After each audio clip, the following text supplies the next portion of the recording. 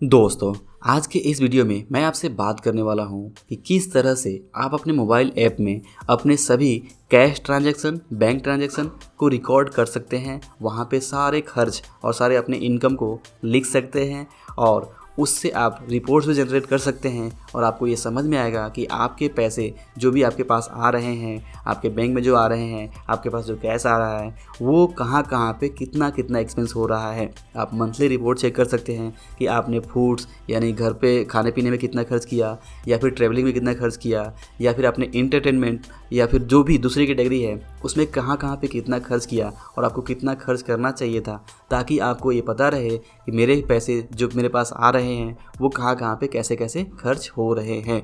तो बेसिकली मैं इस वीडियो में एक ऐप के बारे में बता रहा हूँ, जो ऐप मैं पर्सनली भी यूज़ करता हूँ और उस ऐप से मैं काफ़ी सेटिस्फाइड हूँ। मैं इसे काफ़ी दिन से यूज़ कर रहा हूँ और मुझे लगता है कि आप भी इस ऐप को ज़रूर पसंद करेंगे। हालांकि मैं ये बता दूं कि इस ऐप के डेवलपर के साथ मेरा कोई संबंध नहीं है और ना ही इस ऐप को मैं प्रमोट कर रहा हूं किसी भी तरह से। इस ऐप को मैं पर्सनली यूज़ करता हूं और ये ऐप मुझे काफ़ी अच्छा लगा और इसीलिए मैंने सोचा कि आपके साथ भी इसके बारे में ज़रूर शेयर करना चाहिए कि आप अपने ट्रांजैक्शन को, कैश ट्रांजैक्शन को कैसे मेंटेन कर सकते हैं, अपने बैंक ट्रांजैक्शन को कैसे वहाँ पर रिकॉर्ड कर सकते हैं और कैसे अपने आमदनी और अपने खर्च के ऊपर अपनी एक नज़र रख सकते हैं कि हाँ, कि आपके पैसे कहाँ से आ रहे हैं और कहाँ कहाँ पे खर्च हो जा रहे हैं, ताकि आपको पता रहे और आप इस बात से हैरान ना हो कि आपके पास जो भी पैसे आते हैं वो कहाँ पे चले जाते हैं। क्योंकि अक्सर ऐसा ही होता है, जब हम ट्रांजैक्शन को रिकॉर्ड नहीं करते हैं, जब हम अपने खर्च और इनकम को नहीं लिखते हैं, तो कुछ दिनों के बाद से हमें कुछ भी याद नहीं रहता और हम इस बात से हैरान होते हैं कि हमारे पास जो पैसे आए वो पता नहीं कहाँ पे कैसे खर्च हो गए। हमें तो कुछ पता ही नहीं,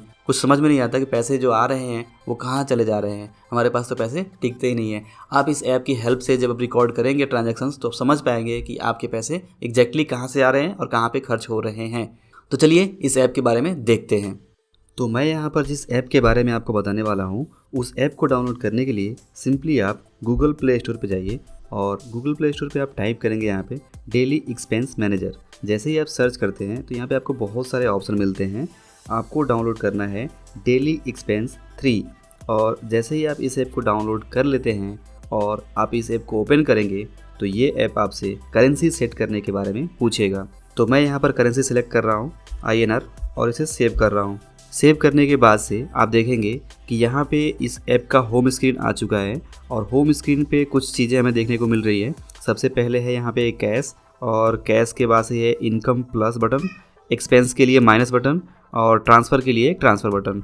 बाद में यहाँ पे ये ऐप का यहाँ पे मंथली बैलेंस प्लस रिमेनिंग्स, जो भी हमारे पास बैलेंस बचा हुआ है उसके रिपोर्ट्स हैं यहाँ पे, और नीचे समरी दिया हुआ है कि ये मंथ में जो भी ट्रांजैक्शन हो रहा है उसकी समरी। तो फिलहाल ये सब ब्लैंक है क्योंकि यहाँ पे हमने कोई भी ट्रांजैक्शन रिकॉर्ड नहीं किया है। तो यहाँ पर मैं एक चीज़ सबसे पहले आपको बताना चाहूँगा कि आप जो भी अपना ट्रांजैक्शन रिकॉर्ड करना चाहते हैं, तो ये जो फर्स्ट ऑप्शन आपको मिल रहा है जहाँ पे कैश लिखा हुआ है, इसके अंदर आप देखेंगे तो कार्ड 1, कैश, सेविंग्स, सम अकाउंट्स और ऑल अकाउंट्स।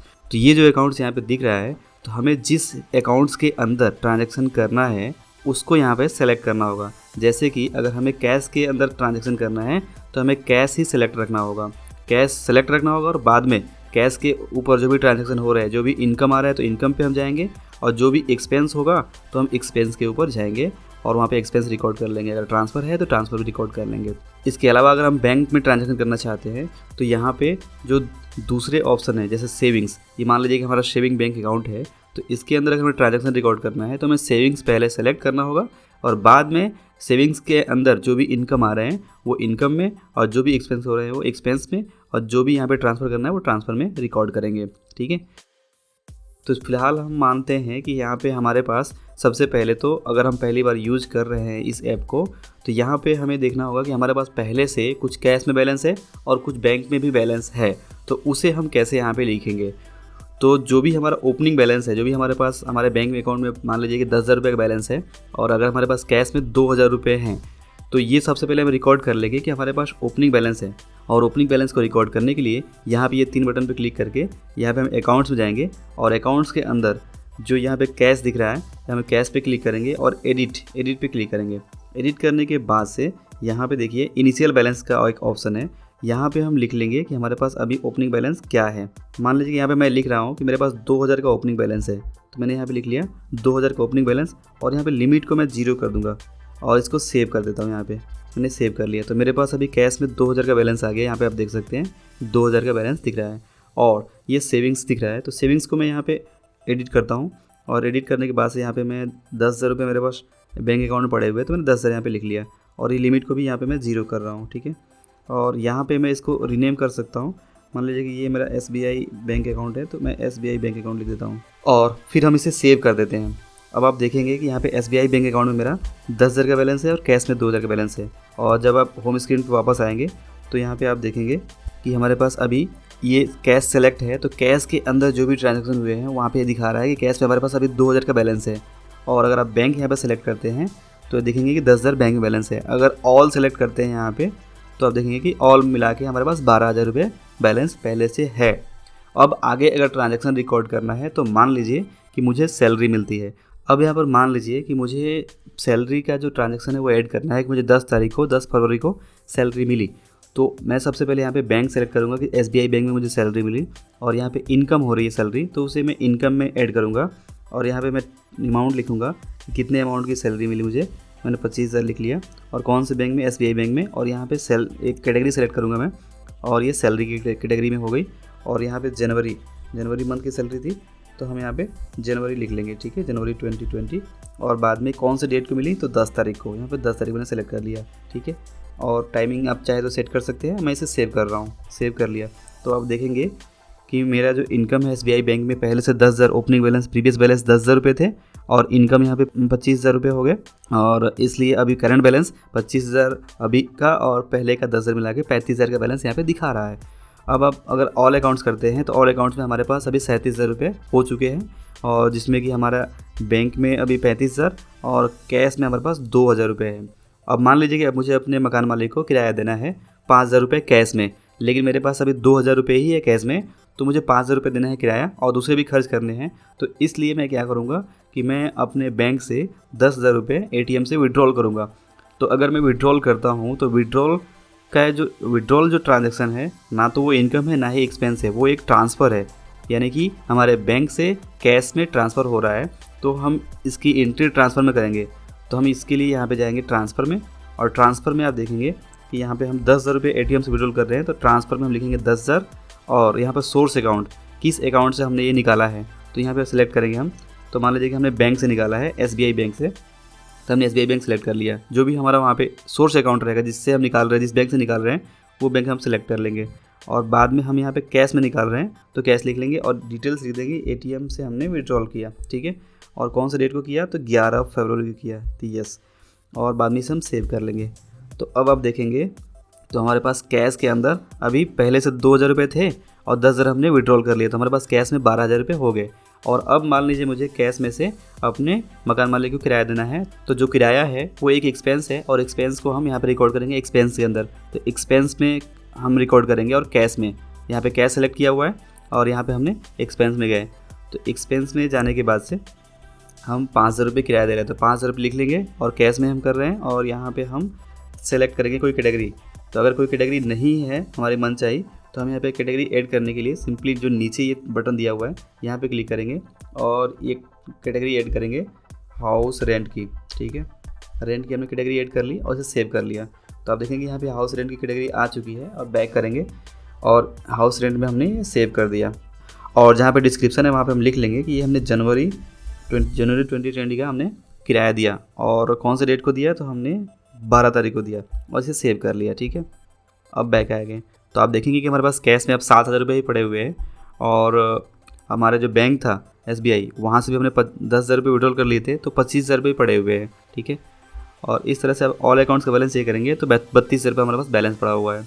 इसके अलावा मान लीजिए कि हम एक और एक्सपेंस करते हैं कैश में और अपने जो राशन के लिए यानी घर के राशन के लिए हमने मान लीजिए कि 4,000 रुपये खर्च किए, तो उसकी एंट्री कैसे करेंगे। हम कैश में राशन वाले को दे रहे हैं तो कैश सेलेक्ट करेंगे और एक्सपेंस के अंदर जाएंगे क्योंकि हम राशन में खर्च कर रहे हैं 4,000 रुपये। यहाँ पे कैश और यहाँ पे फूड की कैटेगरी में सेलेक्ट कर लेंगे। आप चाहें तो दूसरी कैटेगरी यहाँ पे ऐड कर सकते हैं। मैं यहाँ पे फूड सेलेक्ट कर रहा हूँ, किराना सेलेक्ट कर रहा हूँ और किराना लिख रहा हूँ और कौन सा डेट को तो हमने ये 13 तारीख को किया और उसको 13 तारीख सेलेक्ट कर लिया। अब इसे सेव कर रहा हूँ मैं। तो अब आप देखेंगे तो मेरे पास कैश में सिर्फ 3,000 रुपये बचे हुए हैं। इसके अलावा अब मान लीजिए कि मैं 14 तारीख को क्या कर रहा हूँ कि मैं 3,000 में से 1,000 रुपये अपने बैंक में वापस जमा कर रहा हूँ।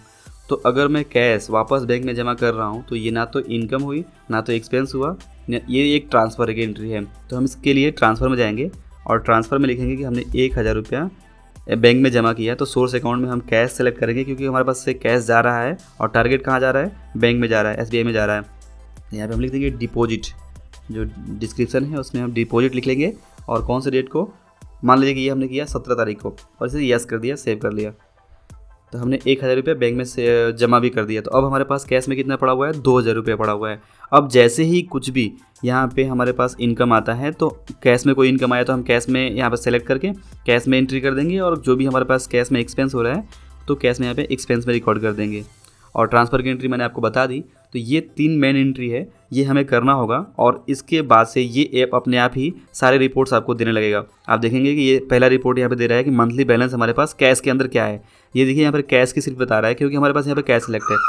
यहाँ पे अगर हम ऑल अकाउंट सेलेक्ट करते हैं तो हमारे पास पूरा बैलेंस बताएगा कि हमारे पास टोटल 28,000 रुपये है। और ये 28,000 रुपये आप देखेंगे तो SBI में हमारे पास 26,000 है और यहाँ पे हमारे पास कैश में 2,000 है। ठीक है, तो जब भी आपको रिपोर्ट देखना होगा तो आप यहाँ पे एक बार चेक करिए कि क्या वहाँ पे सेलेक्ट है, उसके हिसाब से ही आपको रिपोर्ट्स दिखाएगा। तो सिर्फ आपको कैश देखना है तो आप कैश सेलेक्ट करिए और कैश का बैलेंस यहाँ पे चेक कर सकते हैं। बाद में आप देखेंगे कि मंथली समरी यहाँ पे दिया हुआ है कि मंथली समरी में हमने कहाँ पे एक्सपेंस किया। हमने हाउस रेंट 5,000 दिया, फूड में 4,000 खर्च किया, ट्रांसफ़र 1,000 रुपये किया, और लास्ट 10 रिकॉर्ड्स भी यहाँ पे होम स्क्रीन में दे रहा है। आप होम स्क्रीन को यहाँ पे कस्टमाइज़ भी कर सकते हैं। कस्टमाइज़ करने के लिए सिंपली यहाँ पे क्लिक करेंगे तो यहाँ पे एडिट व्यूज़ में आप चाहें तो इसे अपने हिसाब से कस्टमाइज़ कर सकते हैं। फिलहाल मैं इसको कुछ नहीं कर रहा हूँ। इसके अलावा जैसे आप रिपोर्ट्स देखना चाहते हैं तो रिपोर्ट्स आप देखेंगे कि जब आपको रिपोर्ट्स देखना होगा तो आप यहाँ पे 3 जो बटन है यहाँ पे होम स्क्रीन के अंदर, इस पर क्लिक करेंगे तो यहाँ पे reports by date, reports by category और ट्रेंड्स इन कैटेगरीज, ये आपको 3 ऑप्शन मिल रहे हैं। तो इसमें आप रिपोर्ट्स बाय डेट देखेंगे तो आपको डेट वाइज रिपोर्ट दिखाएगा। और अगर आप रिपोर्ट्स बाय कैटेगरी देखना चाहते हैं तो रिपोर्ट्स बाय कैटेगरी सेलेक्ट करिए और इसके बाद से आप देखेंगे कि कहाँ पे आपके खर्च हो रहे हैं। तो आप देखेंगे कि फरवरी मंथ में हाउस रेंट में 5,000, फूड में 4,000 और ट्रांसफ़र आपने 1,000 किया। तो इस तरह से खर्च हो रहा है। जो भी जितने भी खर्च होंगे वो यहाँ पे आपको दिख जाएंगे। ठीक है, इसके अलावा आप मूवमेंट लिस्ट, ये जो ऑप्शन है इसमें आप जाएंगे तो जो भी मूवमेंट हो रहे हैं फरवरी के अंदर, आपने जो भी ट्रांजैक्शन रिकॉर्ड किए वो डेट वाइज यहाँ पे दिखाएगा। ठीक है, अगर इसमें कुछ भी चेंजेस करना चाहते हैं, मान लीजिए कुछ आपसे मिस्टेक हुआ तो उसके लिए आप सिंपली इस पर क्लिक करेंगे और यहाँ पे एडिट का ऑप्शन मिल जाएगा। तो अगर आप कोई भी ट्रांजैक्शन में एडिट करना चाहते हैं, कुछ मिस्टेक्स हुआ तो आपको मूवमेंट लिस्ट में जाना होगा और उस ट्रांजैक्शन में जिसमें आप चेंजेस करना चाहते हैं उसे सेलेक्ट करना होगा और एडिट का ऑप्शन मिल जाएगा। और आप चाहें तो उसे डिलीट भी कर सकते हैं और इस तरह से आप इसमें एडिट करके बाद में इसे सेव कर सकते हैं। इसके अलावा एजेंडा जो है ये हमें डेली जो भी हमारे ट्रांजैक्शन हो रहे हैं हर डे बाई डे वो दिखाएगा कि हमारे पास कितना बैलेंस था और कितना वहाँ पे क्या हुआ है एक्सपेंसेस। तो जैसे आप देखेंगे कि फरवरी में हमने जो ओपनिंग बैलेंस डाला था वो कैश में यहाँ पे 2,000 रुपये हमारे पास थे और 10,000 रुपये यहाँ पे 11 तारीख को देखेंगे तो इनकम हुआ। इस पर आप क्लिक करेंगे तो वो भी दिखाएगा यहाँ पे डिटेल्स। एजेंडा काम की चीज़ है। ये एजेंडा के अंदर आप देख सकते हैं कि ट्रांजैक्शन कैसे कैसे हो रहे हैं। आप यहाँ पे जो भी अकाउंट सेलेक्ट करेंगे वो यहाँ पे दिखाएगा। तो सबसे पहले आप अगर बैंक का ट्रांजैक्शन चेक करना चाहते हैं कि कौन कौन से डेट को क्या हुआ तो आप SBI सेलेक्ट करिए और बाद में आप एजेंडा में जाइए तो ये आपको यहाँ पे दिखाएगा कि यहाँ पे आपका ओपनिंग बैलेंस 10,000 था और 10 तारीख को आपको 25,000 रुपये यहाँ पे मिले और बाद में 11 तारीख को आपने विड्रॉल किया तो भी आपको यहाँ पे दिखा रहा है और बाद में जो भी बैलेंस बचा हुआ है वो दिखा रहा है। ठीक है, इसके बाद से यहाँ पे अकाउंट्स के अंदर आप जैसे मैंने पहले बताया था कि जो भी आप अकाउंट्स ऐड करना चाहते हैं तो वो यहाँ पे ऐड कर सकते हैं। लेकिन अगर आपने फ्री वर्जन यूज़ कर रहे हैं तो हो सकता है ये आपको यहाँ पे परचेज़ करने के लिए बोले। ये ऐप कुछ 150 रुपये का है, आप इसे परचेज़ कर सकते हैं अगर आप चाहें तो। लेकिन अगर आप फ्री में यूज़ करना चाहते हैं तो कैश और बैंक यहाँ पर और एक कार्ड, 3 ऑप्शन आपको मिल जाते हैं, ये आप यूज़ कर सकते हैं। इसके अलावा बजट भी आप बना सकते हैं। बजट सेट करने का मतलब ये हुआ कि मान लीजिए कि आप फूड्स की कैटेगरी में 10,000 रुपये खर्च करना चाहते हैं टोटल, तो आप एक लिमिट सेट कर सकते हैं। बजट मतलब एक लिमिट सेट कर सकते हैं कि मुझे एक टारगेट रखना है कि मुझे 10,000 या 12,000 या 15,000 सेट अपने खर्च करने हैं खाने पीने में, तो आप वो सेट कर सकते हैं। जैसे ही आप उससे ज़्यादा खर्च करेंगे तो ये आपको बताएगा कि ये आपने यहाँ पर ज़्यादा खर्च कर दिया है। जैसे कि अभी आप देखेंगे तो फूड में ये रेट बता रहा है क्योंकि हमने यहाँ पे बाय डिफ़ॉल्ट 1,900 रुपये का था और ये 4,000 रुपये खर्च हो गए। तो इस वजह से क्या हुआ है कि ये यहाँ पे रेट बता रहा है और हमें समझ में आता है कि हमने अपने फूड पे ज़्यादा एक्सपेंसेस कर दिया। तो ऐसे ही आप बजट सेट कर सकते हैं। यहाँ पे चाहे तो आप एडिट कर सकते हैं। मैं फ़िलहाल एडिट करके मैं बजट के में 10,000 रुपये डाल रहा हूँ कि मैं 10,000 रुपये अपने खाने पीने में खर्च करना चाहता हूँ। ठीक है, तो ये 10,000 का बजट हो गया। ऐसे ही आप दूसरी बजट सेट करने के लिए प्लस बटन पर क्लिक करके आप बजट का नाम दे दीजिए और कितना उसका अमाउंट सेट करना है वो आप सेट कर सकते हैं। ठीक है, और बाद में आप इसे सेव कर सकते हैं। फिर आप होम स्क्रीन पे आइए और रिपोर्ट्स आप चेक कर सकते हैं। तो इस तरह से ये ऐप काम करता है। इसमें और भी बहुत सारे फीचर्स हैं। आप सेटिंग में जाएंगे, यहाँ पे सेटिंग्स के अंदर आपको और भी सारे ऑप्शन मिलते हैं, आप उसे चेक करिए। तो आप चाहें तो इसे कस्टमाइज़ कर सकते हैं। कस्टमाइज़ करने का भी खूब ढेर सारा ऑप्शन है। आप सेटिंग में जाएंगे तो आपको देखेंगे कि एडिट कैटेगरीज, अगर आपको कुछ नई कैटेगरी डालनी है तो आप यहाँ पे कैटेगरी बना सकते हैं। जैसे मैंने बनाया था हाउस रेंट की कैटेगरी, तो आप कोई दूसरा कैटेगरी बनाना चाहते हैं, जैसे आप बनाना चाहते हैं ट्रैवलिंग की, तो आप ट्रैवलिंग का एक कैटेगरी बना सकते हैं। और ट्रैवलिंग जब आप खर्च करेंगे तो आप ट्रैवलिंग वहाँ पे सेलेक्ट कर सकते हैं। SBI बैंक के अंदर नहीं बनाना, मुझे कैश में बनाना है, तो यहाँ पे मैं कैश में वो कैटेगरी, मतलब मैं जो ट्रैवलिंग की मैं जो एक्सपेंस करता हूँ मेनली कैश में करता हूँ, तो मैंने कैश सेलेक्ट कर लिया है। अगर आप चाहें, अगर आप बैंक से एक ट्रैवलिंग एक्सपेंस करते हैं तो आप बैंक सेलेक्ट कर सकते हैं, ठीक है, और इसे सेव कर लीजिए। तो एक नई कैटेगरी बन जाएगी। यहाँ पे आप देखेंगे कि हमारे पास ट्रैवलिंग की एक कैटेगरी आ गई है, लेकिन वो कैश में आया हुआ है। तो कैश में हम देखेंगे तो यहाँ पे ट्रैवलिंग की कैटेगरी आ गई है लास्ट में। और इसे अगर आप चाहें तो यहाँ पे आइकॉन चेंज कर सकते हैं, चेंज आइकॉन। और यहाँ पे हमें कोई एक गाड़ी का यहाँ पे ले लेते हैं, मान लीजिए कि मैंने ले लिया है और इसे सेव कर दिया, ठीक है, तो ये सेव हो गया। और ऐसे ही आप दूसरी चीज़ें यहाँ पे चेंजेस कर सकते हैं। कलर्स पे है, बटन्स है, कुछ और डेटाबेस है। डेटाबेस बैकअप के लिए है, आप यहाँ पे बैकअप अपना सेट कर सकते हैं कि कब आपको बैकअप लेना है इस ऐप का। और इसके अलावा आप इस का डाटा आप ड्रॉप बॉक्स में भी सेव कर सकते हैं। और आप चाहें तो यहाँ पे इसमें पासवर्ड भी सेट कर सकते हैं और अपना फिंगरप्रिंट भी आप इनेबल कर सकते हैं, ठीक है। बहुत सारे ऑप्शन है, आप उसे चेक कर लीजिए, ठीक है। तो ये ऐप मैंने आपको बताया कि कैसे आप अपने मोबाइल ऐप में अपने सारे कैश, बैंक के ट्रांजैक्शन को रिकॉर्ड कर सकते हैं और अपने भी जो भी इनकम और जो भी एक्सपेंस हो रहे हैं उसके ऊपर आप इस तरह से कंट्रोल कर सकते हैं। आपको इस ऐप की हेल्प से पता रहेगा कि आप कब क्या खर्च कर रहे हैं। कई बार क्या होता है कि जब आपके घर वाले, आपके जो भी फैमिली मेम्बर्स हैं, जब आपसे पूछते हैं कि जो भी आपने कमाया, जो भी आपके पास पैसे आए, उससे आपने कहाँ कहाँ पे खर्च किया, तो आपके पास कोई ठीक आंसर नहीं रहता है उस टाइम पे। तो अगर आप इस ऐप को यूज़ करते हैं, अपने सारे ट्रांजैक्शन को रिकॉर्ड करते हैं, तो आप ठीक ढंग से बता पाएंगे कि आपके एक्सपेंसेस कहाँ पे हो रहे हैं, कितने हो रहे हैं और कब कब अपने एक्सपेंस को किया। और अगर आप कोई लेन देन भी करते हैं, किसी को उधार देते हैं या किसी से उधार लेते हैं, तो उसका भी रिकॉर्ड यहाँ पे मेंटेन रहेगा। आपको अपने दिमाग पर ज़्यादा जोर देने की ज़रूरत नहीं पड़ेगी। आप उसे दिखा सकते हैं कि आपने वो ट्रांजैक्शन किस टाइम पे कैसे किया था। तो इस तरह से आप देखेंगे कि ये ऐप बहुत ही काम की चीज़ है। और वैसे तो प्ले स्टोर पे बहुत सारे ऐप्स हैं, और जैसा मैंने बताया कि इस ऐप से मेरा कोई संबंध नहीं है, और इस ऐप को मैं ना ही कोई एफिलिएट मार्केटिंग के तौर पे यूज़ कर रहा हूँ और ना ही मुझे इस ऐप के डेवलपर को मैं जानता हूँ। मैं पर्सनली इस ऐप को यूज़ करता हूँ और इसीलिए मैं इस ऐप के बारे में आपको भी बता रहा हूँ कि आप चाहें तो इस ऐप को यूज़ कर सकते हैं। अदरवाइज़ प्ले स्टोर पे ढेर सारे दूसरे ऐप्स हैं, आप अलग अलग दूसरा ऐप ट्राई कर सकते हैं, लेकिन ये ऐप मैं पर्सनली यूज़ करता हूँ इसलिए मैंने इसके बारे में बताया। इसके अलावा आप अपनी मर्ज़ी से जो भी चाहें वो ऐप यूज़ कर सकते हैं, या फिर अगर आप कोई पहले से ऐप यूज़ करते हैं तो आप मुझे कमेंट करके ज़रूर बताइए कि आप कौन सा ऐप यूज़ करते हैं।